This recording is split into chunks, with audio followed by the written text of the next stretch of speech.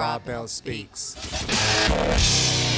Hey everyone, and welcome to Broad Belt Speaks. And today we bring you Random Thoughts. Yes.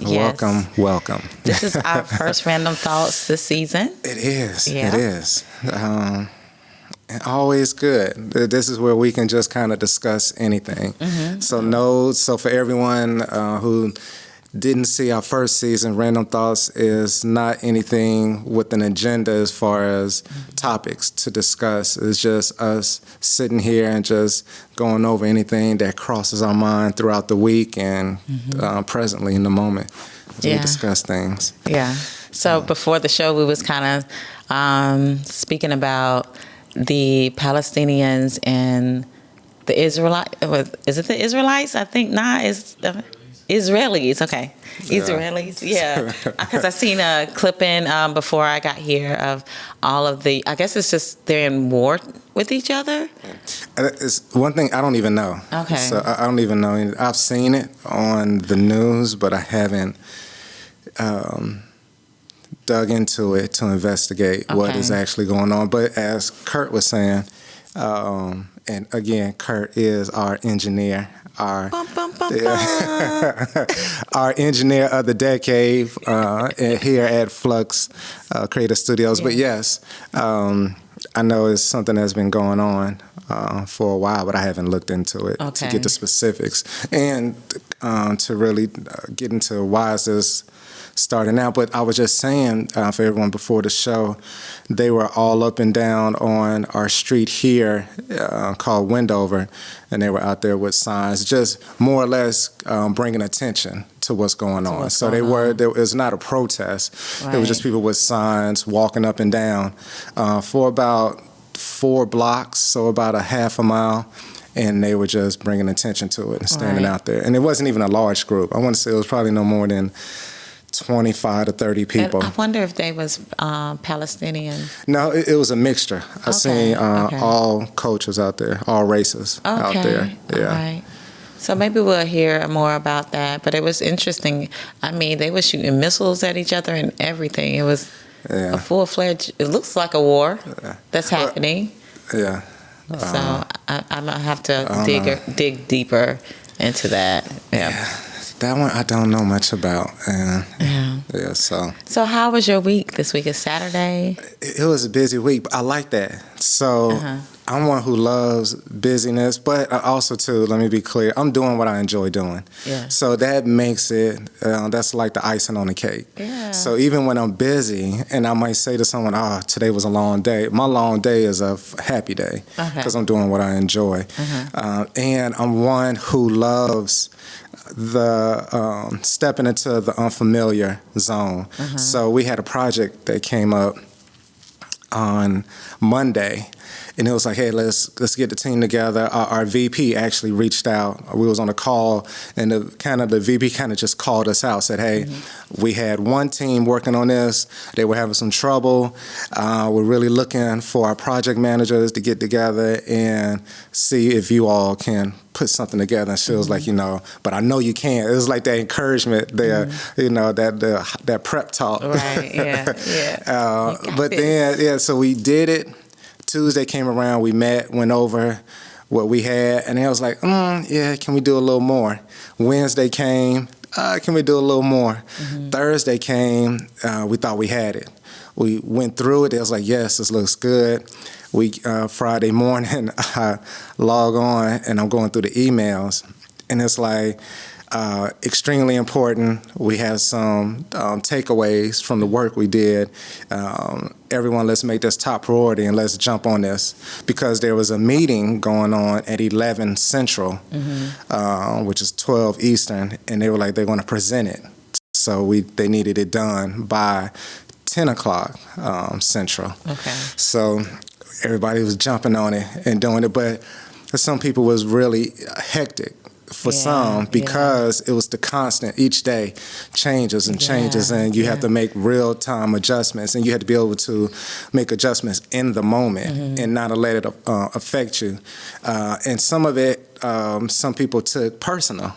So me and my colleagues, we'll all meet and kind of discuss, and they were like, I don't like this, and blah, blah, blah. And I understand, you know, some of the work we were diving into was some things that were leading. Like we were putting together like a campaign, and within the campaign, it was very suggestive. And so, but I was like, you have to separate yourself. You know, business and personal ideas are separate for me.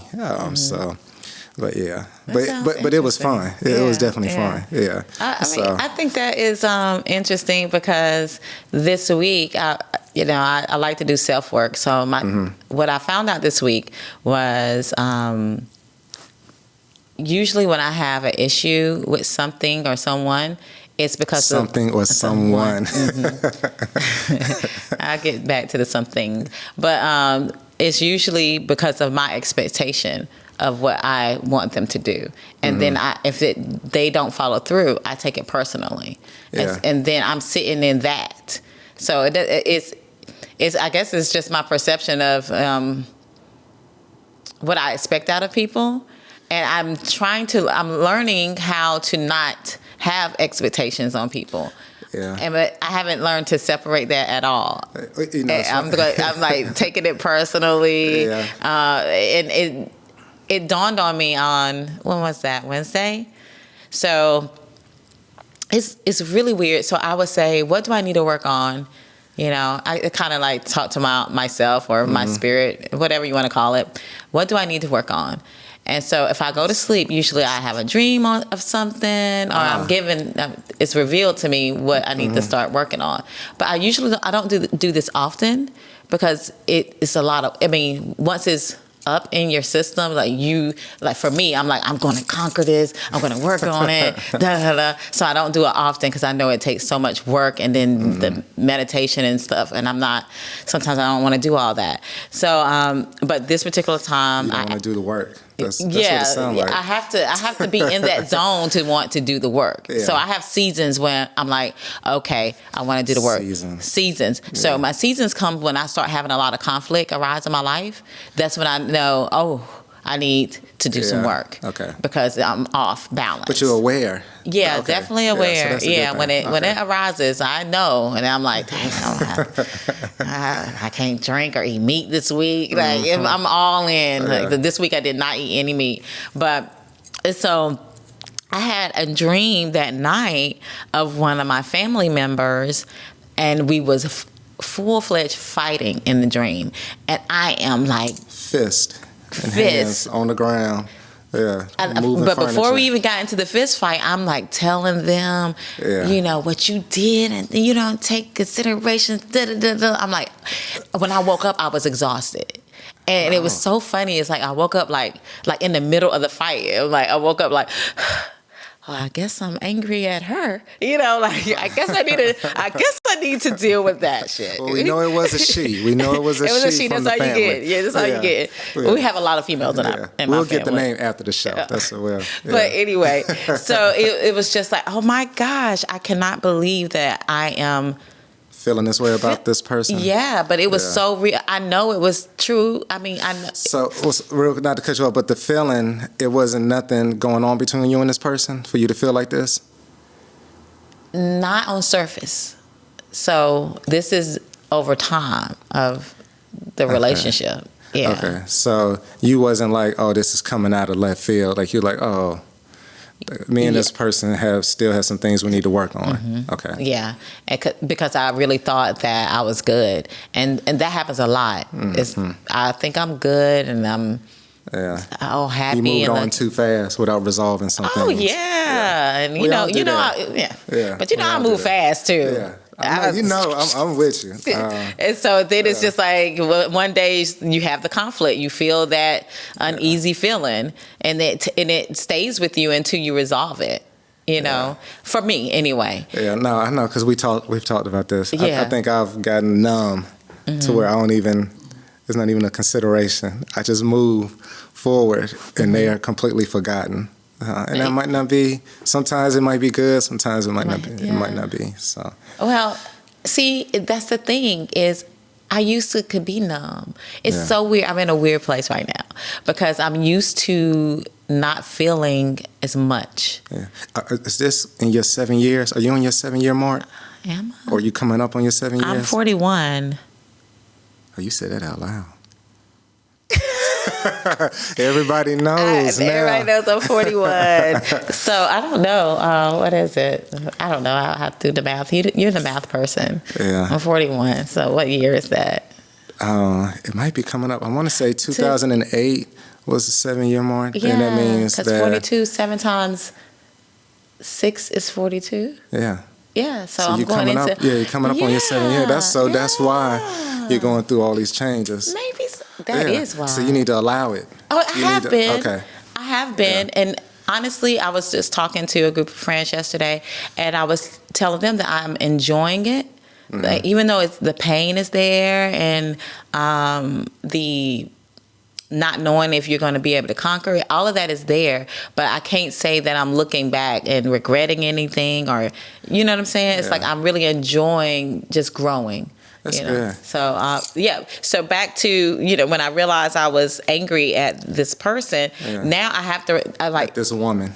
I don't know if I should go to her and express, or should I just work it out within myself? Because really it is a self thing, because I had these expectations of what our relationship should have looked like. Mm-hmm. And when it didn't happen, I chose to feel a certain type of way. So I really don't even feel like it has anything to do with her. It doesn't. If you want my opinion, it doesn't, because like you just said, you're saying it as you're speaking it out loud, mm-hmm. that it was your expectations. So it was what you were expecting out of this individual, who that individual just being who they were. Right, yeah. So you can't expect an apple to be an orange. Right. It's similar because they both roundish, but they're completely different, right. So it's something you work out. I wouldn't even mention it, because they're going to be like, what? Yeah. They might be like, well, I know it was a little bit of something going on, but they probably completely fine. And now all you're going to do is stir up something. Exactly. So and have them starting to think like, she did. Yeah, she did. Sleep with my man, like or whatever it is. I don't know what you did. Wow. But, did we go there? No, I'm just playing. No, it was not that. It was not that, people. Don't look at the camera. Okay. When you say it. Let it be known. Yeah. So that's funny, because you coming up on and for people who don't understand what me and Tiffany are talking about, every 7 years, not only is your body going through a change, but mentally, spiritually, mm-hmm. and everything, you're going through changes. So you should be paying attention to the mm-hmm. way things are moving within your life. Absolutely. So that's why I asked her that. I'm sure people are like, why you asked about is she coming up on the 7 years? Even when you're after you have a child, it takes 7 years for your body to get back. I remember you was telling me that. Yeah. I don't know if I'm gonna let a woman get away with that. After a year, when that baby turns 1, I want you looking like you look. No, let me stop. Well, I should say you can still look a certain way. I'm not saying that. I'm saying your pelvic area, everything that moved out the way for that. It takes 7 years to go back to the way it was. That's crazy, because as men, we just sit back and just watch everything happen. Well, yeah, that's why I think men should give women a little bit more grace. Because I'm just saying, we in our the hormone level that we have to have in order to produce a human, it's a lot of things that if it's out of whack, our personality, the way we're acting is out of whack. But it's nothing. We can be totally aware of us being off, right? Mm-hmm. But we have to get it out. So we're gonna ride it out. We're gonna still be crazy, because we have to get it out, because it's an overwhelming emotion. And I don't know if they should have a course in grade school. I think they should have a course to let the whole human race know what goes on with women when you're bringing a life into the world. And there will be more grace. Well, we take it for granted if you think about it, because the fact that you are giving birth mm-hmm. to a human being, it's just amazing. We take it for granted because it's done every day. Every day. So it's just it's just another baby, mm-hmm. But think about the first time a woman got pregnant. The first people, they're like, what's going on? Why is your stomach getting big? Oh, I just saw something move in it. Something's wrong with her. Chain her up. kept her chained up until she gave birth. I can only imagine, because I would be looking like she was just normal, and all of a sudden, her stomach started growing. All the things that were new to the civilizations in the very beginning that we take for granted now, but everything was new to them. So do you think the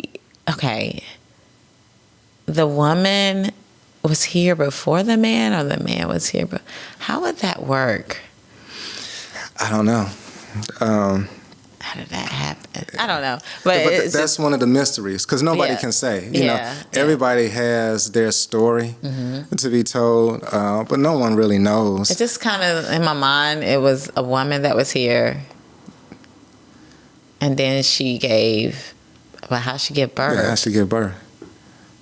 So, yeah. Yeah. But it's a saying that a woman, if the earth was out of men, then the woman has a cell within her that has semen to be able to continue to reproduce. You have to look that up. I was going to say, we're going to have to look that up. Please look it up, people. I read over it. She might be talking out the side of her neck. But no, right now. honestly, it makes sense because we can create a male.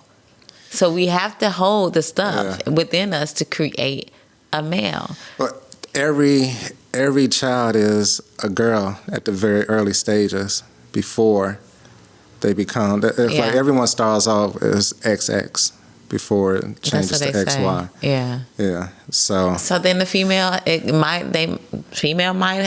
was first. I don't know. It definitely. But it's the mystery. Is that I love how it, did though. life start, as well as what happens when you die?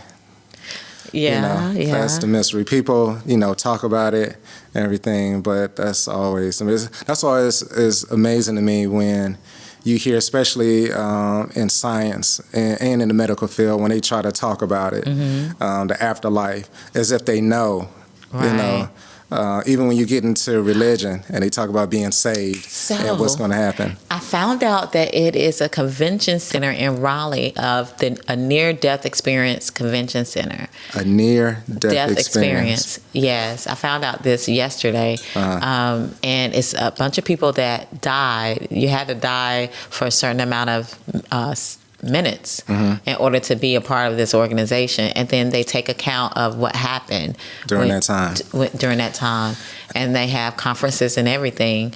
And one of the guys that I was talking to, he was saying that in the conference you have people that come back from the near-death experience with all these supernatural abilities. And on top of that, he was saying how all of their stories are very, very similar. And he was like, it was this one man. I know. And it was this one guy that he came back and he could read past lives.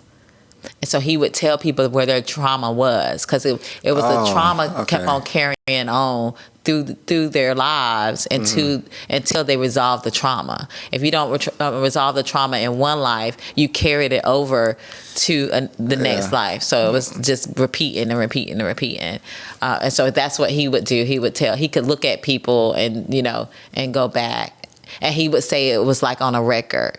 Like the lines on the record. Okay. That's how he would see it. I don't know. It was very interesting. I want to meet these people. I want to ask questions. I wonder if they're talking about someone who's considered dead for a certain amount of time. Is that just their heart stopping? It has to be just the heart. Because it can't be brain dead, because then they're not coming back from that. Well, no. It's been people that's brain dead that actually came back. Is it? Fully, yeah. Mm-hmm. You can Google it. That tell the story. But we got to get somebody on the show that has had the near-death experience like that. Yeah, it's part of that. I'd be curious. Yeah. I was so intrigued with the conversation. Yeah. I want to see paperwork to show that you actually died. I can't just take your word. Well, I think it's like they're like a legit place. I'm sure that you have to have paperwork to say you actually passed away. Medical records that show John Doe died at 10:15 a.m. on 7/28 of 2015, and then alive at 10, 40, or however long. Right. Because I wonder what's the longest anyone has been considered dead and then came back. Yeah. And what made them come back? Did they keep working on them? Because, doctors will work on you for a certain amount of time and be like, okay, let them go.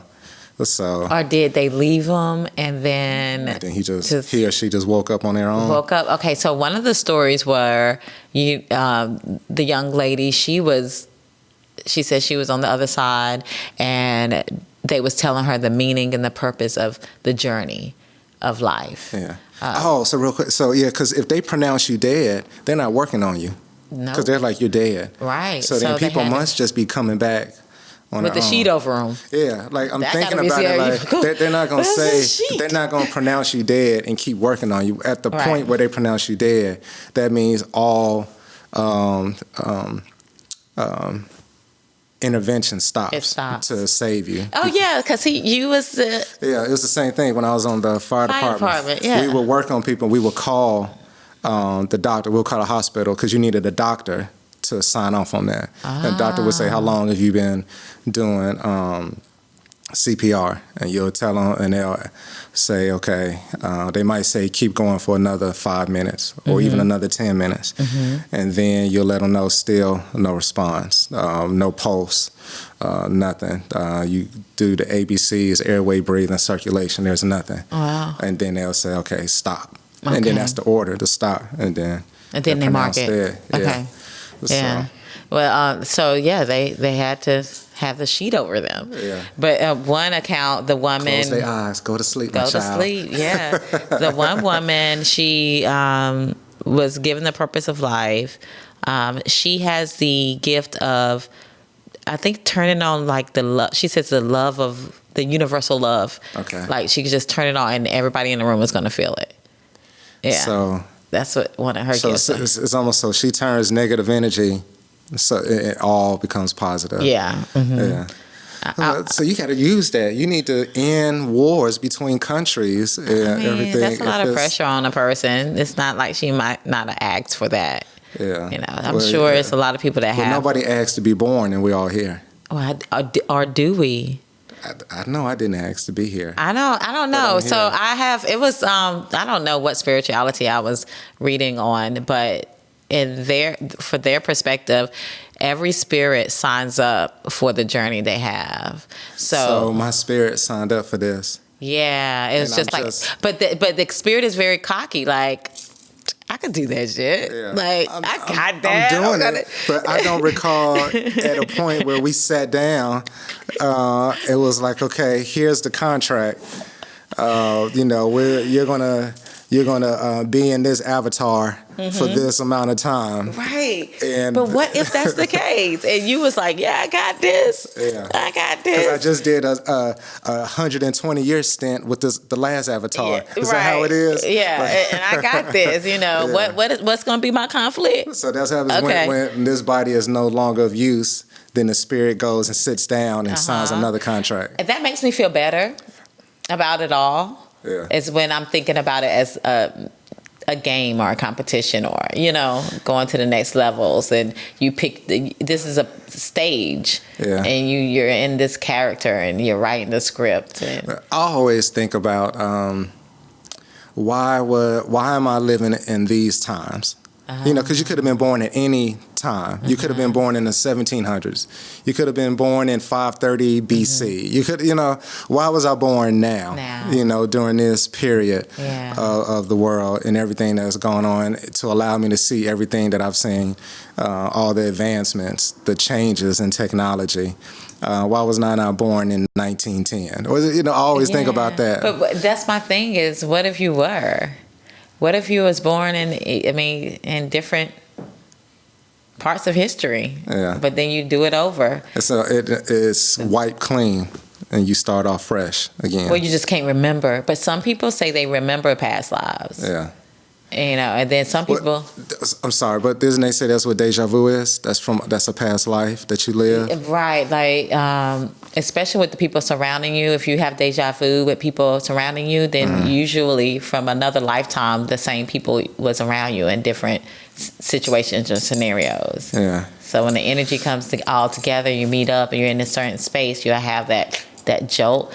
And my kids call it a glitch. It's so interesting on how they view, like, they believe in multi-dimensions, they believe in past lives. That's how they think, you know. So sometimes if they have a deja vu, they'll say, oh, I had a glitch. Yeah. I was like, oh, a glitch. And I was like, what's that? And they was explaining. And I was like, oh, that's what we call a deja vu. But they call it a glitch because they're in the computer world. So when the computers are like do a rewind thing or something like that, that's called a glitch. So, but yeah, it's very interesting, and just hearing those stories, I was just like, I got to get somebody on the show. But the first person that is going to be on the show from that conversation was the hypnosis that we talked about. Yes, that's going to be interesting. So, Kurt, that is going to be interesting. Speaks has already said she is willing to be hypnotized. Yes. I just want to see is there's going to be some barking like a dog. I don't want to be hypnotized like that. I want to pick something what I want standing out of on it. one leg.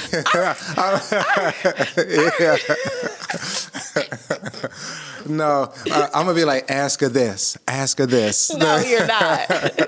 He cannot be in the room. Maybe we should have the video camera in the room set up. We're by ourselves. It's definitely gonna be interesting because I'm curious to know. It's one of those things where I think we all have our egos where we're like, I can't be hypnotized because I'm in full control of me.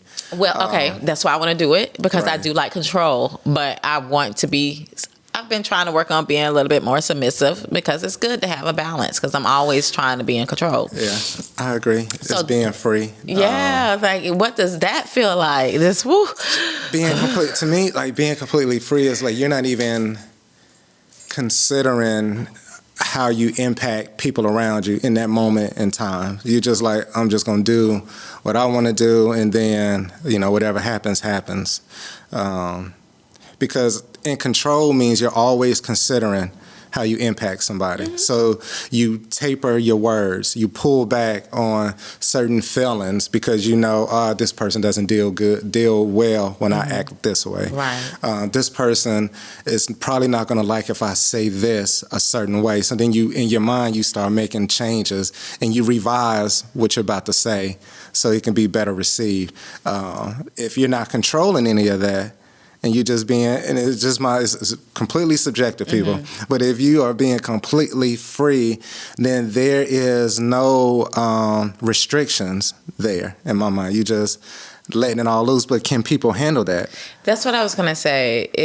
I want to be free I want to be tactful with the freedom. Yeah, so is that being truly free then? Because now if you're being tactful, then you're still controlling it then. Yeah. You're saying, I want to be free, but I don't want to hurt people. So it's control, because you wouldn't be, again, in my opinion, you wouldn't be thinking about that. You just allow yourself to respond naturally, free of anything holding you back. Yeah, dang it. You make a good point. Yeah. But then it takes me back to early on.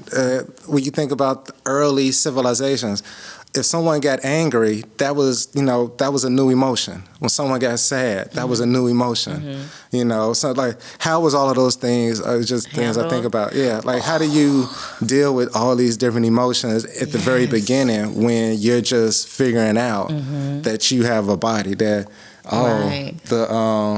it's light and all of a sudden now it's dark.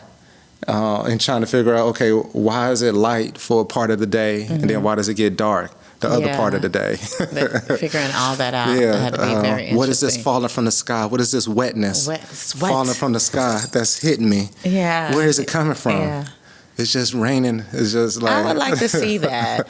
But to be there at the early stages when everything was first encountered. Yeah. And to see how people handled it. And was it overwhelming, I feel like we should know. I feel like we should have been a part of that. I don't know. It's like, how you watch TV? Yeah. Like, if you're a spirit and it's supposed to be eternity, then I had to have a seat and watching how that went down. Yeah. I'm just thinking.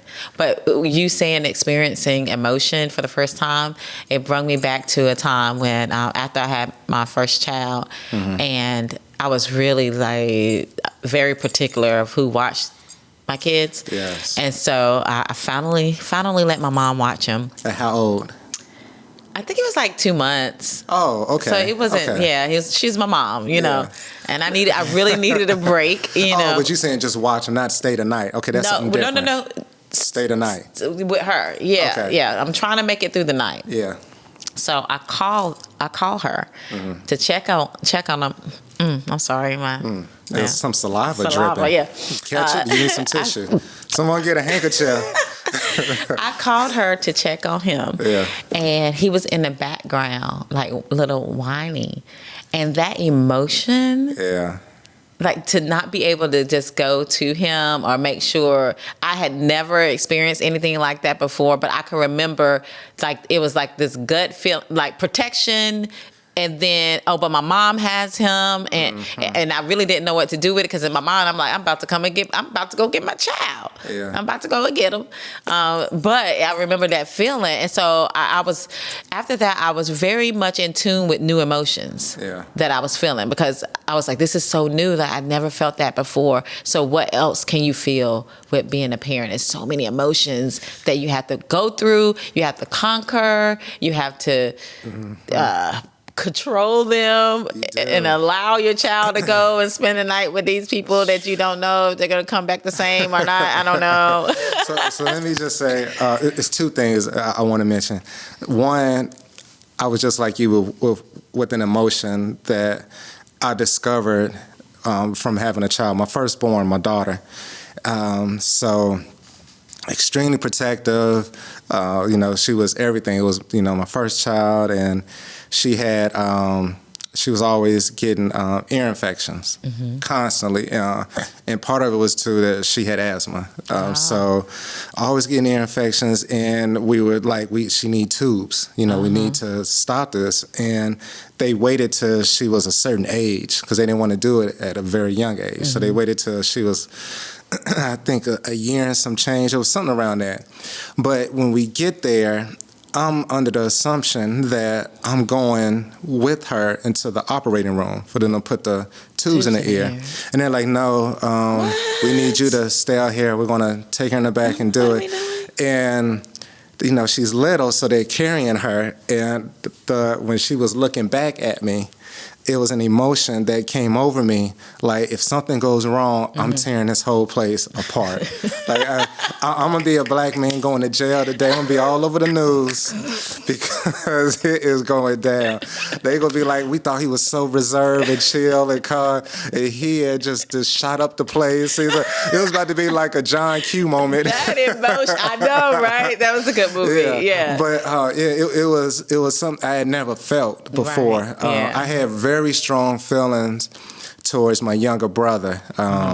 When he was born, it was just like, oh, I'm the big brother, so I had these strong emotions. But since that, I hadn't really felt anything that was so overwhelming that kind of took over me, and where I don't know if I could control how I would respond if something didn't go right. Like, didn't go the way I expected it to go. If anything came back wrong, they was about to deal with the angry man, so it was not going to be good. And now the other thing I was going to say is I was very protective of both of my kids, my daughter and my son.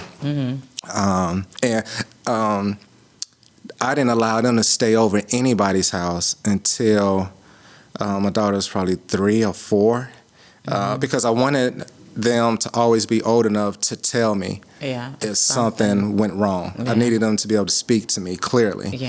But because of that, at the time, my wife, her family, they just thought I was crazy. They was like, they used to tell stuff to her like, they're your kids too. Like, because I was so like, no, they're not staying the night. Like, I can watch them. They good. I'm their father. Oh my God. That was such and I wasn't hearing anything from nobody else. Like, you're not gonna tell me. Yeah, so I was very protective of them in my that way. kids spent the night with their grandmother on my ex-husband's side of the family for the first time in 2019. Oh, it's like After we got A separated. couple of years ago. Yeah. we After we got separated, yeah. Because, he moved back with it. Well, he was Yeah. there, so he was in that. And so it gave them an opportunity to spend the night with her because it was a no for me. Because, I mean, it was just... I'm biased. Like, you can spend the night with my mom and dad because I know how my mom and dad does. You know how they operate. Yeah. Right. I understand. And Yeah. it was really an issue, in our marriage because I was so one-sided. Like, I didn't want them to do For me, it was always, anything I didn't without mind me. making a sacrifice to watch my own kids because I'm like, they're mine. Mm-hmm. Like, even, because, of course, the grandparents would be like, well, don't you want to go out and do something? Like, no, it's okay. Like, to me, it's part of being the parent. Right, Like, my mom, yeah. like, that's just one of the sacrifices you make until they're old enough. Right. You don't just allow them to go with anyone. And granted, these were the grandparents. Like, my mother and her parents, they were the ones asking, and I was just like, no. Yeah. So of course, and even my mother, was like, I raised you, I raised your brothers. Like, you don't think I can do this? And it was nothing to do about anybody's capabilities. It was more or less my insecurity with allowing them to go at such a young age. I was like, I wasn't ready. I guess I just wasn't ready for that. Insecurity. Yeah, so it was more of me. I needed, because now I'm losing that control. I'm letting them go somewhere. So you can't control what happens in that Right, environment. and again too, the biggest thing was I wanted them to be able to speak to me if something went wrong. Like, Right. I didn't want to have to rely on someone else telling me Right. And trust. how it was. Yeah. Yeah, So I it's knew like, I the didn't kids trust like, you. okay, Yeah. how was it? How was the visit with your grandparents? How did it go? Everything went okay? Did you have to get a spanking? Were you bad? Did you get a spanking? Like, those type of things. And I'm okay if they were bad and they got a little spanking. But it was just, I wanted them to be able to talk Yeah. before I allowed it. So, but like I said, because of that, I was looked at as being a little... You was crazy. Yeah. It's like, what's wrong with this man? No, it's a lot of people, but I never thought about it as being insecurities. Yeah, But to me, and when you used that it's word, just- I was yeah. just like, oh, well, maybe that's... Because there is a part of it is being insecure to not, allow that. Because you're like, no, because you're not ready for it. So if you're not ready for it, there's something within, like when I really dive into it, like, of course, there's something there for me where I'm like, nah, I'm just not ready to do that yet. Yeah. Like, for me to be secure, and not using insecurity as a negative way, it's just for me to be secure, I needed them to be a certain age. So until they got that age to where they could talk, then I was not secure with them going to stay the night with anyone, regardless of what title they had, grandfather, grandmother, uncle. Yeah, it did I was auntie. the It didn't same. matter. It didn't matter. Yeah. When I look back, I kind of could have just chilled out a little bit. Well, I put more, but that's in hindsight. I We know. always- you can always because I look put back. more work on me. Yeah. Than I had to. When I look at my sister, I can remember her still doing stuff and going out of town and going Yeah. places. I didn't do any of that. Nope. Yeah. But If she I was, can't bring she loved them streets. you better shut up. She was When out you those love them streets, yes, when those yes. streets are calling, you Like, can't you say gonna watch no. her. Yeah. She could come over here. I used to always watch her. They could be like But every night. that's how I feel like for myself now. Let I me was stop like, before I'm your always out. sister's gonna see this and be like, man, what the How you hell? gonna say I was in the streets? Trey. But talking about the children, I got a gig with Gifford County Schools doing some social work. And That's good. I want to say that the school system, in my eyes, is unraveling. Yeah. Right? Let's talk about the school system. Yeah, I don't see it coming back. They're trying their best, but it's so weird because first of all the kids supposed to be back in school, but only half of the kids show up. So the school is 50% populated right now. The other 50%, they still stay at home. Yeah. And some of them are online doing remote, and some of them don't. They don't do anything. We don't know where they are. Yeah. And so what my position is, I'm trying to find those kids that you don't know where they are. But what I seen was it was a meeting, and the principal seems to be lost.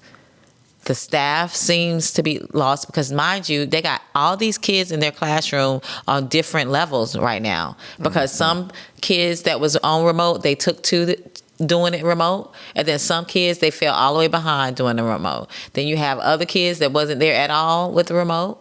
So now they're in this classroom, and everybody is on a different grade level at this point in time. I bet. And Yeah. so what they're doing is they're opening up summer school for all students can go to summer school. But in my mind, I'm like, do you think that's gonna?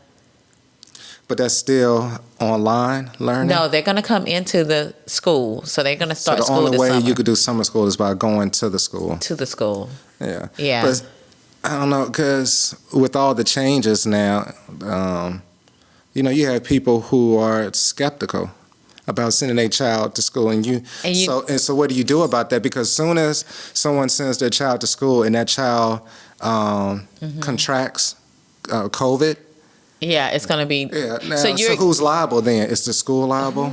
I don't know. For that, because you said That they kids could come back to school. Yeah, so now you're telling me there's a safe environment for them to come back with all the issues with the pandemic and how we're still learning stuff every week, every Yeah. day.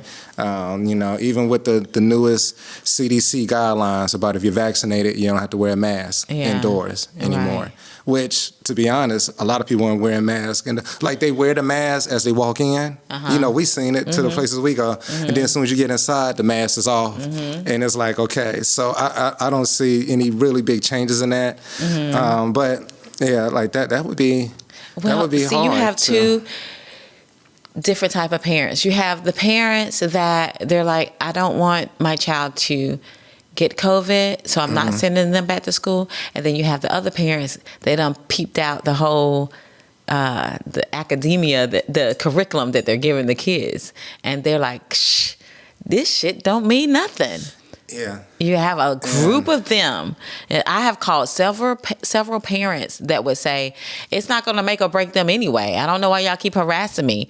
Y'all giving them all these worksheets over and over again, or y'all doing these fractions over and over again. They need real life skills. So it's just like they are more aware of what their children are being taught, and a lot of parents don't agree with it.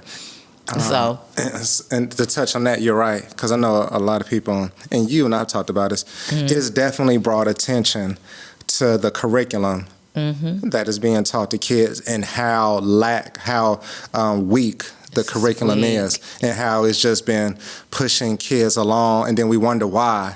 They struggle, especially as they go into higher learning, but then just struggle with life and stuff, because what the hell are we teaching them in school? Like, why are we teaching them stuff they never use? That still is idiotic to me. It's not even logical. We create these curriculums that we say the state must follow to be deemed as a school and everything, to be certified with the credentials from colleges on down, from universities on down. They have to follow. That's why people do your research. That's why your first 2 years when you're in college, you're taking pretty much all the state required courses. And then after that, your last 2 years, or your last, depending on how long you need to graduate, that's when you start to get into the courses that are directly related to whatever your... Never understood why we did it like that. Your bachelor's is that you're going for. Yeah. So it's only when you go for your master's you're dealing with Straight. all your courses related to your degree. But your undergrad, those first couple of years, that's all state certified courses, or state required courses. That's why you're taking, the English, the math. Like you're taking I did the shit in high school where I had to take it every year. And now I'm coming here and I'm like, what does math have to do? Like if you're doing art, why am I doing math? Yeah, yeah. When I'm in drama, like I'm gonna be an actor. Why am I taking math? So it's like, let's stop doing stuff. We're a capitalist country. Again, we do shit just so we can get money out of it. So if I can keep you in school for 4 years for college and make you pay tuition for 4 years, I can make way more money than if I only had you come for 2 years and dedicated your courses directly to what you're studying. But instead, I'm gonna make you take all these other guys. And that's when you talk about that. Then I'm gonna make you take electives. that don't have nothing to do with what you're studying. Because I'm telling you, the state requires you to take so many electives every year. Yeah. Even when you start in your last years of school, you still got to take some electives, which again is just crazy. And I always wonder, do people not question it, or do you just be like, this is just the process and we have to deal with it? Because to question it takes work. And that's what happened. That's what's happening. Parents are questioning what's going on. And then you have the parents that's just, they're not doing nothing and they don't feel like they got lazy. Are they occupied? Are they busy with their 9 to 5? So yeah. Can they keep, you have the parents that's busy with their 9 to 5. Then you have the parents that's just, they're used to not doing anything with their kids now because it's been over a year and that kid didn't really have to log on, so they're a lot of parents said, I didn't sign up for this. Like, they supposed to be at school. I'm supposed to have, this is my time from 8:30 to 3. Yeah, and that's interesting too. It's because I don't think parenting is the way it used to be.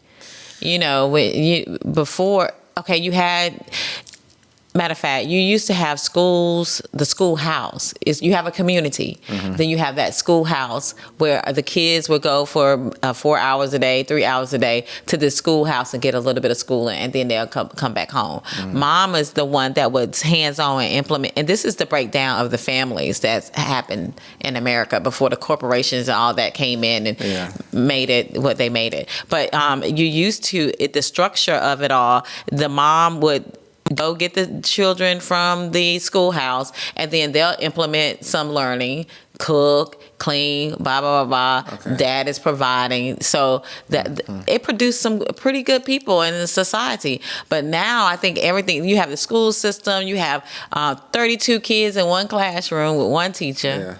How are you working that out? It was a schoolhouse with one teacher and no more than 10 kids from the community. And let me say, we figured out at, I'm not going to say the name of my organization I work for, but in my organization, our training classes for a specific role used to be 20 plus trainees that would be learning how to do the job. And we started really paying attention to it and looking at the fact that we're losing, out of that 20, we might lose 5 to 10 of those who end up being released. But we've already invested money into them. So maybe, and sometimes it's because those 5 or 10 were just kind of getting by. Because when you have so many people in the classroom, you can't, keep up with everyone, or you can't keep everyone, moving along, progressing like they should. So then it was like, we need to cut it back. Why is 20 or 25, what we're going for? How about we just do 10? To 15 and let that be the max. That just means we have to do more training classes, but the results is higher. The percentage of graduates is a lot higher when you make the class smaller, because then that trainer or that teacher can really ensure at a higher percentage that everyone is moving along like they could, and then you can point out earlier someone who's sliding. And you can address it a lot earlier than someone getting by because you got 25 people in the class and you just don't notice that this person is getting by until it's too late. And then that's what happens. So then you got a kid who's intelligent. They might just operate differently. Or the teacher is 4 learning styles. It's the teacher incorporating all of those learning styles when they're teaching. Or they only, because by nature we incorporate the one that we're used to. The way we learn, that's the way we teach. So, but are you incorporating all 4? So now you're capturing all the different learning styles. But usually as a teacher, not usually, you do learn about the different learning styles, but you're correct. You usually use the one that you use. Yeah, the way you learn is how you teach. Yeah, and then when you have over 25 kids in the classroom, how are you going to implement other learning styles anyway? Yeah.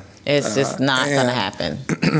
With that large of a classroom, when you're dealing with kids, so much of that time, well, not so much, but a percentage of your time is disciplining the kids. Where you're like, hey, sit down. Yeah. Stop it. The 2 of you, I'm tired. So now that's taken away from teaching. And it does, and it's a lot of that. So I had this one little girl. She's so cute. She needed to change clothes because we have a school dress code, and her parents sent her to school with just regular clothes on. So they brung her to my office, and we have this closet full of uniforms so we can get them to change. So I get her some clothes to change, and she has this book bag on her back.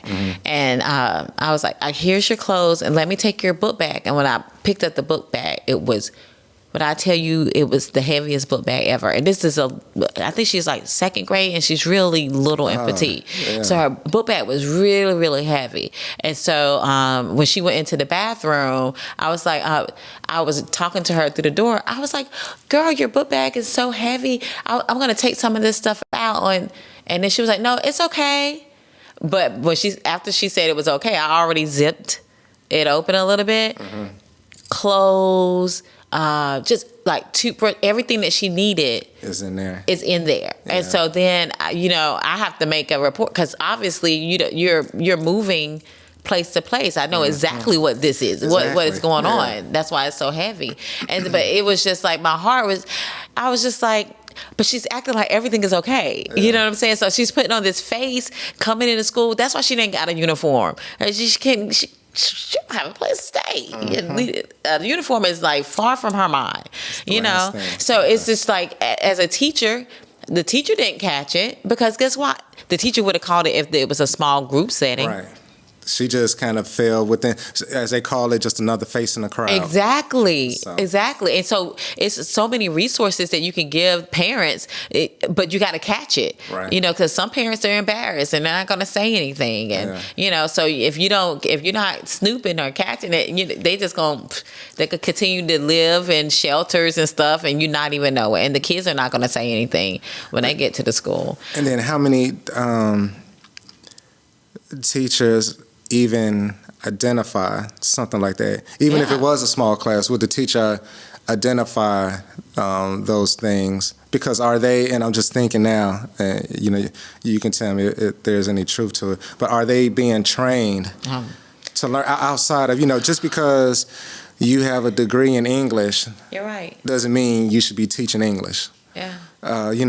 Everyone, just because you apply to be a teacher doesn't mean you know how to teach. You're right. And that's the biggest problem, is that you have people teaching who have no idea how to teach. And I understand there's a transitional period that you go through, but what are your reasons for doing it?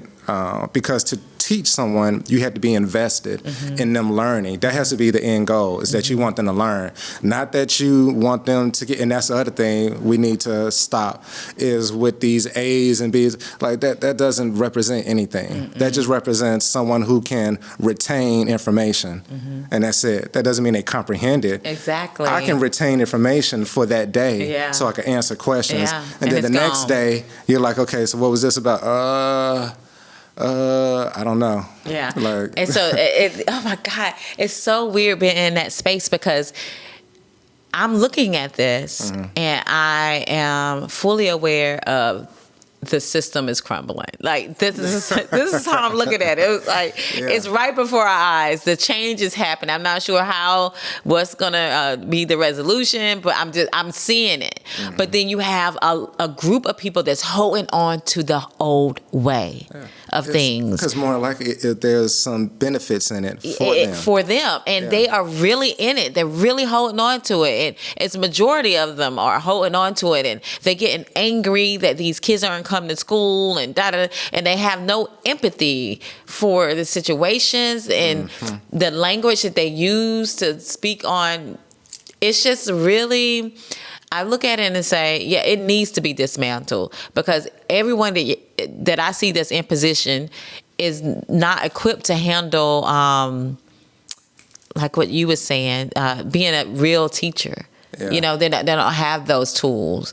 It needs to be like an audition or something before you become a teacher, I feel like, because they're not in tune. They're not in tune with the students because they ain't even in tune with themselves. And I like that. It should be like some real life scenarios, like putting Yes. a teacher trainee into a training room, so a controlled environment where you say, okay, it's 10 kids in here, this is your scenario, handle it. Yeah. And then they get graded. That would be on it. perfect. Yeah, it's something when I was on like the fire department, they would do that. They would put, if you were trying to be a driver or a captain, for you to get there, first you had to have so many years and you had to be certified and you had to have certain credentials or certifications. But then they'll put you through a test where they'll say, here's your scenario. How do you handle this? And then you get graded on that, and that's how they determine if you have the skills to be in, because to be a captain or a driver, like there's at times when there's so much going on, can you handle it? Are you calm enough mentally to think through it and make the best decisions for that situation, or do you panic? Because if you panic in a controlled environment, then we know when you get out there on the real scene, when you got people coming at you out in the streets. There was one time where we had a house on fire and the whole family was coming at us. They were so emotional because they thought their children were still inside. They didn't realize the kids were next door with the neighbors. And I'm talking about the woman and all of her brothers and friends. So we talking about grown men. We had to get the police. Because they would come, they were angry, they're emotional, they're crying. So you have all of that you're dealing with. Yeah. So they do have that simulation for special needs. But all kids are special. I know it. I was thinking that too, but I was saying it. Like they only do it for special needs. Yeah. But why wouldn't you do it for all kids? It makes sense. It doesn't. But yeah, so being in that position right now is very interesting, and and I like living life like this. I realize I'm really learning who I am, I should say. Yeah.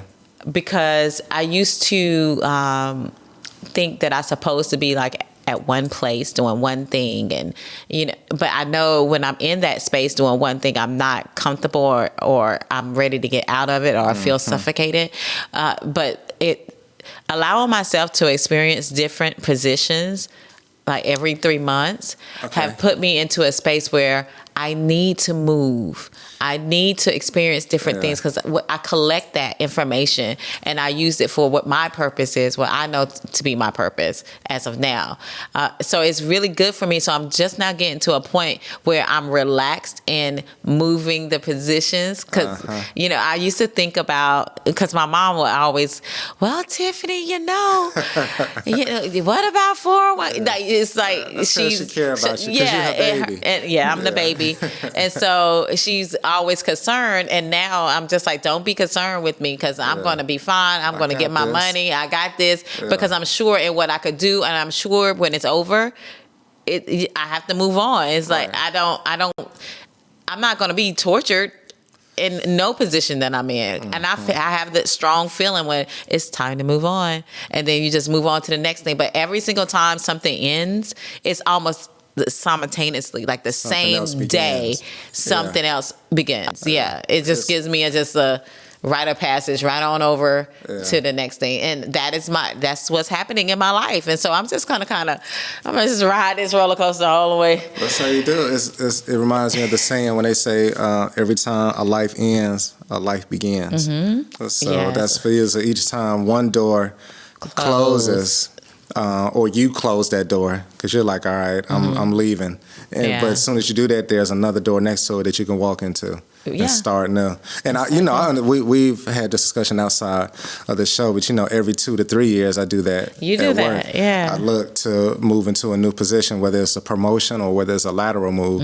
Once I feel like I've mastered that role, and then I move on, because I'm looking to not just gain more skill sets, but I need that change. Yeah. I need to be doing something new because I know myself. If I continue to stay within that, I know it might start to affect my performance because now I'm like, okay, it's becoming a routine. And I don't like routines. And it's nothing but, as they call it, the modern day assembly line once you start getting into those type of routines. I got you. So Yeah. I completely stay away from that. So yours is 3 years. And Around 3 years. yeah, you depending start on the feeling road. like, Yeah. So especially I don't know what that feeling if I've is. mastered it, in my mind, things are going really good. I'm like, I got a good grip on this position that I'm in.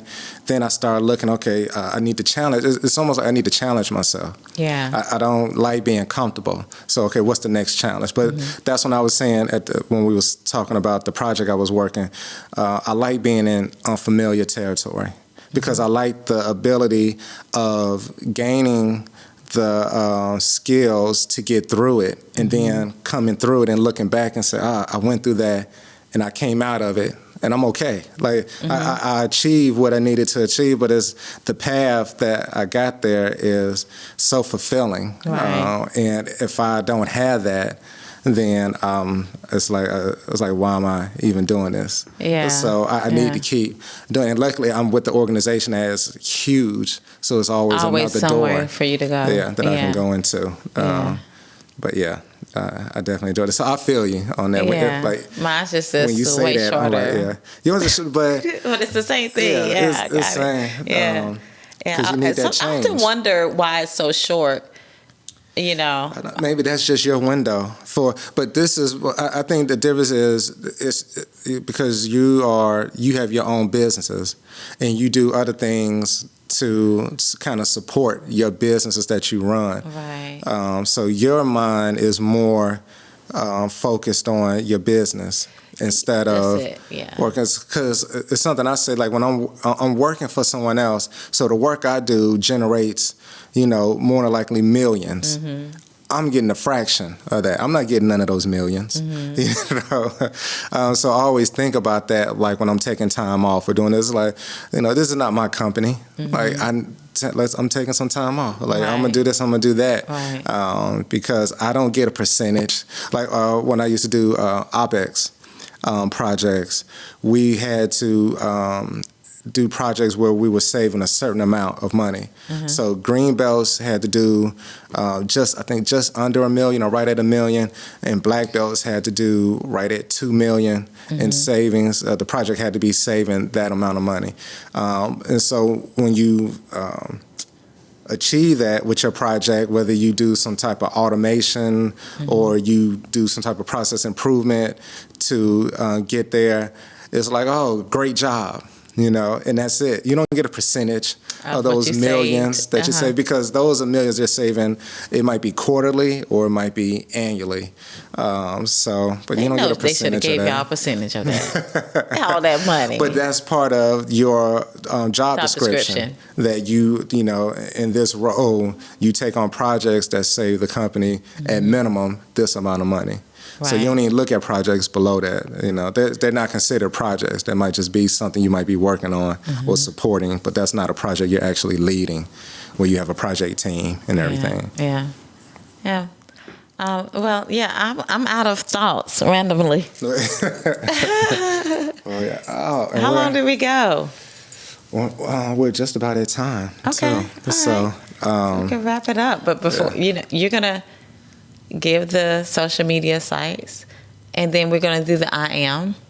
We're going to do the I am for us? Yes. It's random thoughts. So we still got to carry on the I am. Only one thing is fine.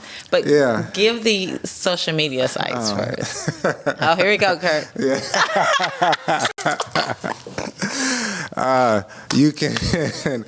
You can find us, you can email us at brawlbellspeaks03@gmail.com. You can find us on Instagram. Our IG page is brawlbell_speaks. We have YouTube, which is Brawlbell Speaks. And again, with the YouTube, we always say subscribe. It's just a click of a button. And with that, you get notifications each time we upload a new podcast, a new show. And then we started TikTok page as well, which is Broad Belt Speaks. So we got a few outlets, more to come as we continue to grow. Yeah. And again, as always, Flux Creative Studios with our internationally known engineer, Kurt, the engineer of the decade, reigning for 2 decades now. So, well, I'm gonna give a hand clap for him getting all that right. Damn. I think that might be the first time. That was the first time. Yeah, but it was smooth. It was very smooth. You did it. You did it. What? You ready? Yeah. So we used to do my kindergarten class. We'd say, give them a round of applause. That's so corny. It's so corny, but they I bet the kids loved it. Yeah. Because you're a child, the smallest things get you excited. Exactly. You're Yes. Yeah, and then you do it. You go home and you do it, and your parents are like, "Okay, that's what you're doing in school. That's what you're learning how to do a round of a." So thank you guys for watching. Yes. Before we leave, I'm just going to say what I feel like I am right now. And I'm going to say I am inspired. All right.